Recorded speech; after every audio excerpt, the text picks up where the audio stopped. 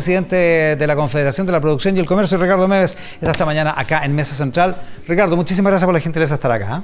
Encantado, Iván, un gusto saludarte, muy buenos días. Buenos días. ¿Están enojados por la política nacional del litio? No enojados, desconcertados. Desconcertados. Se veía como enojado, ¿eh? Puede ser, porque ese día en la mañana estuvimos todos bastante amigos, bastante comprensivos del discurso del presidente. Había un buen ánimo para conversar, para también trabajar juntos en políticas públicas, y en la noche entonces sale esto que quizás nos podrían haber avisado un poco antes, o haber, como se trata de una política nacional, bueno, habernos involucrado antes en el diseño de la política nacional. Yo creo que ahí podríamos haber quizás entendido mucho mejor, y no hoy día que estamos mirando también un poco más ideológicamente la propuesta, porque evidentemente cuando el Estado se hace cargo con un 51% de participación, los incentivos no son buenos para el sector privado. Ahora, ¿qué es lo que realmente les sorprende? Porque hablan de nacionalización de un recurso que es estratégico para el Estado, y eso está incluso a nivel constitucional, y eso no, eso pasa hace más de 40 años, digamos. No hay una novedad en eso. ¿Qué es lo que realmente les llama la atención en esto? Si yo quiero hacer y este es un gobierno de izquierda, además, o sea, no es... Sí, claro, pero si yo quiero hacer un negocio contigo y yo pongo el capital, pongo la tecnología, y después tú haces lo que quieres con los resultados de ese negocio, no es atractivo para nosotros como empresarios privados. Entonces, eso también llama la atención desde el punto de vista de la conformación de esta política nacional. Y usted dice que el mayoritario, un socio mayoritario puede hacer lo que quiera, digamos. Puede hacer lo que quiera, de hecho tiene el control de la compañía. Ya, pero más o menos se entiende que se van a repartir más o menos mitad y mitad los resultados, digamos. Es que cuando uno tiene 51%, Iván, no necesariamente vas a repartir la mitad y mitad de los resultados. Ya, o sea, hay que aclarar los términos de cómo va a participar el sector privado, pero aquí, como te digo, hay otro factor importante que creo que es destacable. Cómo nosotros en el futuro y en otros procesos, en cuanto el Estado quiera participar, va a considerar realmente a los privados. Espérese, reservemos eso por un momento. La ministra Hernando el viernes en Tele 13 Radio decía que básicamente el modelo de negocio es que el Estado tiene los salares y el litio propiamente tal, y que tiene que llegar un privado y poner el capital para hacer las prospecciones, todos los estudios, y para desarrollar el trabajo productivo propiamente tal, y que esa es la ecuación, digamos. Nosotros ponemos, la sociedad pone el mineral, el privado pone el capital. Y que dependía de cada salar más o menos cómo va a ser esa asociación en su detalle, digamos. ¿No le parece como modelo un modelo posible? Cuando uno tiene que invertir y tiene, de acuerdo a lo que también dijo la ministra, eventualmente preferencia, lo que está escrito en la política, respecto a la explotación, pero nada asegura eso. Entonces el privado puede invertir en prospección, en exploración, nada le asegura que en definitiva pueda también explotar el mineral posteriormente. Hacer la explotación después. Claro, y esas son las cosas que tienen que clarificarse, porque creo que es un elemento importante cuando estamos hablando de una política nacional y no una política de este gobierno en particular. Entonces, lo que yo te planteaba, debiéramos haber conversado quizás antes, ¿no es cierto?, habernos puesto de acuerdo y ahí en conjunto salir con una política nacional si estamos hablando de algo tan importante como el litio. Puede ser, pero es razonable estar reclamando por la estatización o por la nacionalización de algo que por de pronto, como decía el ministro Elizalde hace un rato, ya es estatal, digamos. No, es que estamos claros que es estatal. Si eso, yo creo que ahí no hay ninguna duda, no hemos planteado eso.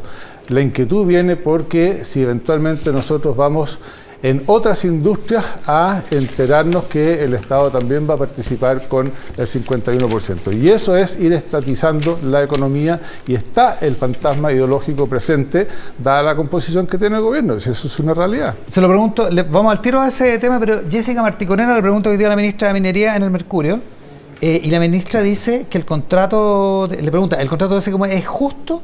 Y ella dice, yo creo que no es justo. ¿Qué le parece? Mejoremos los contratos, negociemos de otra forma, que eso es lo que está planteado. Pero por lo que usted sabe del contrato con SQM, ¿no le parece justo? Bueno, te voy a devolver la pregunta. Ese contrato le está generando al Estado cerca de 5.000 millones de dólares en ingresos que no tenía considerado. Entonces yo creo que es un buen negocio para el Estado. Ya, o sea, hay que mirarlo desde esa perspectiva. Desde nuestra perspectiva. Hay que mirarlo por los resultados. Los resultados de ese contrato le están generando beneficio al Estado. Ya, pero lo he dicho 2 veces, usted dice, partimos así con el litio y después nos vamos a pasar a otras industrias. ¿Usted cree que en la minería o sea, en la minería del cobre podría pasar? ¿O en otras industrias de recursos naturales? Podría pasar, o incluso, por ejemplo, en la industria portuaria, que hoy día está concesionada. Ya. Que el Estado determine, ¿no es cierto?, que efectivamente ellos quieren participar en el 51% de la concesión. ¿Pero no sería legítimo? Bueno, es que desde mi punto de vista, cuando tú entregas algo, cuando estás poniendo capital, cuando hay inversión en grúas, ¿no es cierto?, la legitimidad va por el lado de los impuestos, va por el lado de la recaudación que tiene el Estado. Y en función de eso, ¿no es cierto?, se han establecido estas políticas públicas con incorporación de los privados. Eso es lo que nosotros hoy día consideramos que es razonable, que es legítimo, y que además, Iván, genera los incentivos para poder invertir en estas industrias. De acuerdo, yo no le discuto eso. Es decir, lo que le digo es, no es legítimo que, así, por ejemplo, el agua potable en Chile era estatal. Y en un momento se decidió que no iba a ser más estatal y que se iba a concesionar. Algunas se privatizaron derechamente y otras se concesionaron. No es legítimo que el Estado, tomando en cuenta que puede haber otros tiempos políticos, piense de otra manera ahora y cambie de opinión y diga, ¿sabe qué? No quiero más concesionar, quiero ser parte de esta sociedad y quiero ser yo mayoritario además. Es legítimo. Claramente es legítimo que el gobierno tenga una mirada distinta a la de nosotros, por supuesto que sí. Pero cuando estamos hablando de asociaciones público-privadas, lo que nosotros pedimos entonces es que, bueno, ¿dónde? ¿Cómo nos vamos a asociar? ¿Cómo vamos a tener esta relación público-privada de la cual el día jueves en la mañana tanto hablamos y tanto celebramos? O sea, usted dice, si me pueden hacer esto en el litio, me lo pueden hacer en los puertos, o en las carreteras, o en los bosques. Efectivamente. O sea, que haya un intento por estatizar la economía. Sin duda. Y esa es una de nuestras principales preocupaciones. O sea, a ver, si lo interpreto bien, la política nacional del litio lo que hace es poner una sombra de duda respecto de la certeza de las inversiones en Chile, de la inversión privada en Chile. Desde nuestro punto de vista, sí. Porque cuando el Estado participa en un 51% y no hemos aclarado la forma real como van a participar los privados, sí genera un manto de duda, también partiendo de la base de cómo está conformado el gobierno. Y esa es una realidad con la cual nosotros jugamos todos los días. ¿En qué sentido cómo está conformado el gobierno? El gobierno hoy día tiene una coalición donde participa el Partido Comunista, donde participa el Frente Amplio, que ellos lo han planteado abiertamente. En ese sentido, ya. En ese sentido, indudablemente. Entonces, el gobierno, y a propósito de lo que tú decías, que legítimamente lo puede hacer, claro, porque tiene en su conformación, ¿no es cierto?, dos coaliciones que tienen esa mirada. Ya, pero ¿pone una sombra de duda respecto a la inversión privada en el futuro o usted está temiendo que haya una ola estatizadora, digamos? No estamos en 1970, ¿no? No, pero convengamos que los criterios muchas veces del Partido Comunista sí van a esa época. Entonces, claramente puede haber una ola de estatización que hoy día ha demostrado en todo el país, en todo el mundo, que la participación del Estado muchas veces termina siendo más ineficiente. Y eso nos preocupa bien. Que cambien las reglas. Que cambien las reglas, exactamente. Pero hay espacio político. ¿Usted ve espacio político como una cosa de ese tipo? El jueves en la mañana yo veía que esto podía conversarse, podía acordarse. Sin embargo, lo que pasa el jueves en la noche, que tanto nos descolocó, ¿no es cierto?, nos cambia un poquito el eje. Pero yo creo que esto se salva volviendo a generar esos espacios de confianza que hemos ido construyendo en el tiempo y aclarando este tipo de situaciones. O sea, por ejemplo, que de alguna manera el gobierno le aclare que no está en duda las reglas a las que se somete la inversión privada en el país. Por ejemplo, que tengamos inversión privada, ¿no es cierto?, con reglas claras en el largo plazo. ¿En todos los ámbitos? En todos los ámbitos. ¿O en algún ámbito específico? No, en todos los ámbitos. Yo creo que esa es la mejor señal para el sector privado, que vamos a tener un mecanismo, ¿no es cierto?, que nos permita a nosotros mirar la inversión privada en el largo plazo y tener certeza jurídica al respecto. Pero así como está planteado el litio, no hay ahí. Por lo menos llama a dudas, llama a confusión. ¿Y eso se extrapola a todos los sectores de la economía? Ese se podría extrapolar a todos los sectores de la economía. A propósito de otros sectores de la economía, ¿qué tendría que hacer el gobierno con el tema de las ISAPRES y el fallo de la Corte Suprema?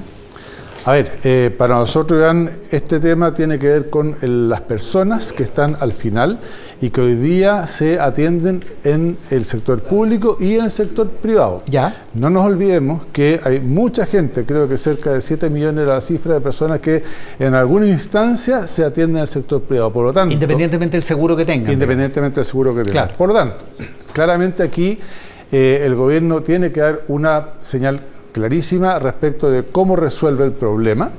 Yo escuché al ministro más temprano, ¿no es cierto?, que están trabajando en un proyecto en ese sentido, pero aquí hay que poner foco en la persona que eventualmente, y yo es lo que también le pedí al presidente, que pusiéramos foco en aquella persona que podría no atenderse un problema de salud que tenga y que termine muriendo. Ya, pero técnicamente, ¿eso significa que hay que garantizar la continuidad de las ISAPRES? O a lo menos hacer un proceso de una ley corta hoy día que le dé viabilidad para ir acto seguido, ¿no es cierto?, a una transformación. A un aterrizaje más suave, digamos. Claro, exactamente. Algo así. Exactamente. Ya, pero ese es el criterio. Ya, y usted tiene, digo, dentro de la Confederación, ¿hay las ISAPRES están representadas en algún tipo de opinión respecto de los parámetros, los márgenes que se deberían establecer? No están directamente en representadas, Iván, ahí. Sin lugar a dudas, nosotros estamos conversando con ellos también. Hasta hoy día, la información que nos han entregado es que no tenemos o no hay claridad respecto de cómo va a avanzar este proyecto de ley. El propio ministro Elizalde más temprano decía que era algo que estaba en construcción. Vamos a estar atentos a lo que ahí se señale, porque nos interesa fundamentalmente que este problema se solucione, más que el tema de la ISAPRES propiamente tal, ¿no es cierto? Sí tengamos claridad respecto de esa persona que al final va a ser afectada y no se va a poder atender. Ya, o sea, ahí hay una incertidumbre, y la otra, hay otra incertidumbre, no es la única, en el tema tributario. El presidente, el jueves, a propósito de lo que le gustó el discurso, como que de alguna forma entregó el tema del impuesto a los súper ricos, ¿no? ¿Lo interpretó así usted o no?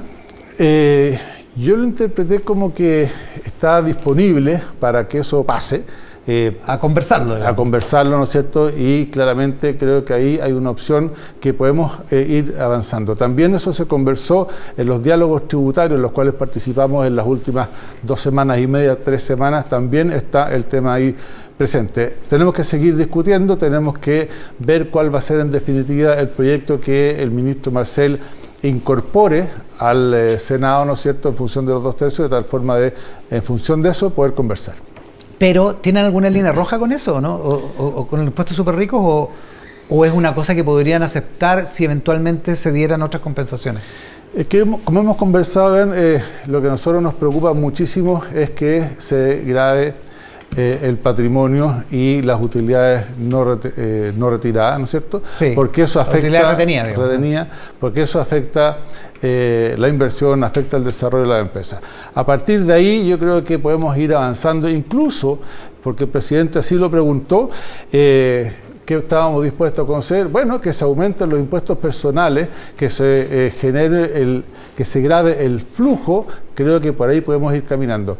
Y hay quizás otras alternativas también que podemos ir conversando una vez que conozcamos el proyecto que manda el ministro Marcel. Ya, o sea, hay flexibilidad desde el empresariado, hay flexibilidad siempre, como para conversar. Siempre ha habido flexibilidad de nuestro punto de vista. Siempre no. Por lo menos es que estamos conversando en este proyecto. Yo digo, usted es presidente tal vez. Pero digamos que hace unos años no era tan así. Oiga, a propósito de eso, llamó mucho la atención su frase sobre que de alguna manera hacía una crítica sin mencionar a la situación de la Municipalidad de Santiago con la Clínica Sierra Bella y a la situación de la Polar por la venta de productos falsificados. Usted dice, no basta con que el empresario culpa a un proveedor, digamos, de lo que finalmente le está pasando, de lo que está dañando a su consumidor, a su cliente. En esa misma lógica, ¿falta tal vez más capacidad autocrítica en el empresariado? Yo creo que sí, hemos estado trabajando en eso, Iván. Y aquí hay un tema que yo también lo hablé, pues, de la confianza. Cuando hemos ido construyendo una confianza, no solamente con el gobierno, sino que también con la ciudadanía, y eso se ve en la valoración que hoy día tiene el empresariado, por Dios que es fácil que se rompa esa confianza, y eso es lo que nosotros, todo el mundo empresarial tiene que proteger. Por lo tanto, sí, yo creo que siempre Y nosotros lo hacemos, estamos haciendo autocrítica respecto a cuál es el desempeño, cómo mejoramos las mejores prácticas, cómo podemos realmente avanzar para que la ciudadanía reconozca el rol que tiene. Ya, o sea, lo de la polar en este caso es dañino para ustedes.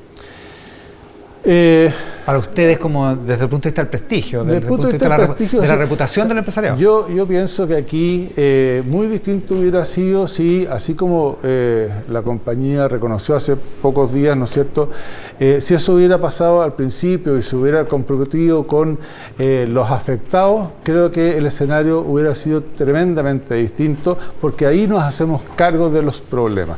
Y en ese sentido, creo que todos los empresarios que podemos cometer errores muchísimas veces y los cometemos siempre.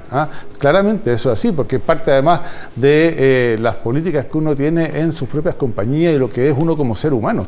Pero cuando uno tiene la capacidad de darse cuenta tempranamente y responder tempranamente a eso, creo que vamos avanzando en recuperar la confianza con la ciudadanía. Sí, porque esto puede ser medio técnico, pero en el hecho esencial en que la Polar informa de este asunto, dice que fue engañado por los proveedores, que tiene acciones judiciales contra los proveedores, pero además dice que no ve más impactos financieros, digamos, lo cual descarta absolutamente que haya compensaciones para los clientes afectados. ¿Usted cree que es una buena manera de entrar en esta conversación y en este reconocimiento y en la autocrítica? ¿O? Yo leí hoy día que sí estaban dispuestos a las compensaciones. Cambiaron de opinión después del hecho esencial, esa es la verdad. Creo que es importante quedarse con eso porque se ve una disposición de la compañía a realmente resarcir a los consumidores. A propósito de eso, ¿qué piensa del proyecto de ley de delito económico? ¿Está a punto de terminarse la tramitación? Mira, ahí tenemos algunas dudas y algunas inquietudes que son de carácter técnico y lo voy a reflejar solamente en un aspecto que tiene que ver con la evaluación del sistema de impacto ambiental, porque hemos planteado ya al ministro Grau, al ministro Marcel, la complejidad de todo el proceso de permisología. Entonces nos preguntamos en base a qué eventualmente puede haber una elusión o está el concepto de elusión en un sistema de impacto ambiental. Entonces hay mucho que todavía corregir. ¿Tienen esa duda técnica en particular? Te estoy dando un ejemplo, hay varias más, ¿no es cierto?, en otro, pero ahí tenemos que todavía clarificar y ojalá que se clarifique en el proyecto de ley para tener absoluta claridad respecto de lo que tenemos que hacer nosotros cada vez que tenemos que ir a pedir, por ejemplo, un permiso. Oiga, son las 12, estamos en lo último, pero ¿qué le pareció que el gobierno haya acordado con la CUT nomás el sueldo mínimo? ¿No haya consultado con las pymes, con los empresarios? Más que con y el adelanto de las 500 lucas... Bueno, justamente nosotros no participamos de esa conversación, Iván, ni con la CUT ni con el gobierno, siempre han sido entre ellos. Sí nos preocupa que efectivamente existe un mecanismo para que las pymes, en este proceso de aceleramiento que va a tener esta situación, bueno, tengan los espacios para realmente ponerse al día. Y también esto le afecta a la gran empresa, si no nos perdamos, porque esto implica que la proyección que uno tenía, ¿no es cierto?, al término de este gobierno se adelanta. Claro. Y por lo tanto los costos, que ya son altos en las empresas y probablemente van a ser más con el proyecto de pensiones, bueno, se hace... ¿Y con las 40 horas? Y con las 40 horas se hace cada día más difícil ser empresario. Y eso es algo que nos preocupa muchísimo. Ya, pero no sin llorar. No, si yo voy a llorar a la parroquia. Ahora, a propósito, que hora de misa. Ricardo, muchísimas gracias por la gentileza. Gracias, Iván. Ricardo Méndez, el presidente